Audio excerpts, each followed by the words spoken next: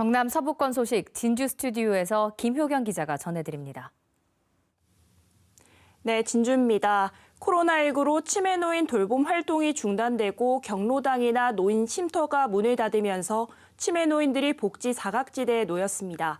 산이 많고 젊은 주민이 없는 농촌 마을의 경우 실종된 치매 노인을 찾느라 마을 주민들이 총동원될 정도입니다. 윤현석 기자입니다. 치매를 앓고 있던 70대 할아버지가 실종된 건 설날인 지난 12일. 경찰과 의용소방대, 주민 등 모두 80여 명이 동원돼 5시간 동안 수색을 벌인 끝에 마을 뒷산 빈집 앞에 있던 할아버지를 찾았습니다. 못 찾아서 큰일 날 뻔했죠. 이쪽으로는 사람이 많이 안 다니는 길이니까요. 추운 겨울날인데다 마을 주변으로 산림이 우거져 있어 하마터면 큰 사고로 이어질 뻔했습니다. 어디 우리 집 죽었는가?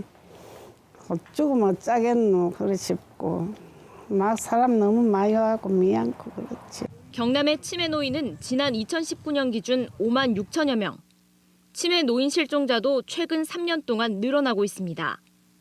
실종자 가운데 숨진 채 발견된 건수도 2018년 7건에서 지난해엔 14건으로 2배나 늘어났습니다. 그러나 코로나19로 지난해부터 치매 프로그램 운영이 중단되면서 관련 예산은 크게 줄었습니다. 경상남도 치매 안심센터 운영 지원 예산의 경우 2019년 207억 원에서 지난해 194억 원, 올해는 185억 원입니다. 자치단체 예산도 마찬가지입니다. 거창군의 치매 노인을 위한 예산은 2019년 9억 7천여만 원에서 지난해에는 6억 4천여만 원으로 33%가 감소했습니다. 군비로 자체 치매 예방 프로그램을 운영하고 있는데 지금은 코로나19로 해서 비대면으로 현재 진행 중에 있습니다. 경로당이나 치매 노인 쉼터도 모두 문을 닫으면서 치매 노인들이 관리 사각지대에 놓였습니다. KBS 뉴스 윤현서입니다. 진주시가 독감 백신을 과도하게 확보해 예산을 낭비하게 됐다는 KBS 보도에 따라 남은 독감 백신을 종교시설 등 집단시설 이용자에게 방문 접종으로 소진하겠다고 밝혔습니다. 진주시는 지난해 9월 모든 시민에게 독감 백신을 무료로 접종하겠다며 백신을 추가 구매했지만 접종률이 떨어지면서 백신 2만여 개를 폐기할 상황에 놓였다는 지적을 받았습니다.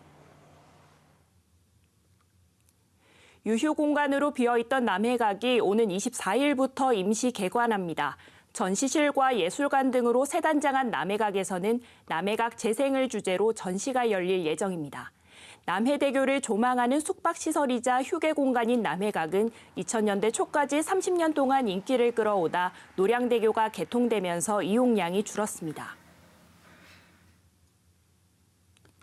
오늘 새벽 1시 20분쯤 남해 고속도로 진주분기점 순천 방향에서 52살 A씨가 몰던 승용차가 도로 가운데 정차해 있던 21살 B씨의 승용차를 추돌해 운전자 2명이 경상을 입고 차량 2대가 부서졌습니다.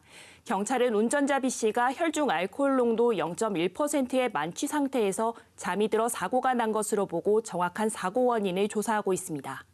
지금까지 진주에서 전해드렸습니다.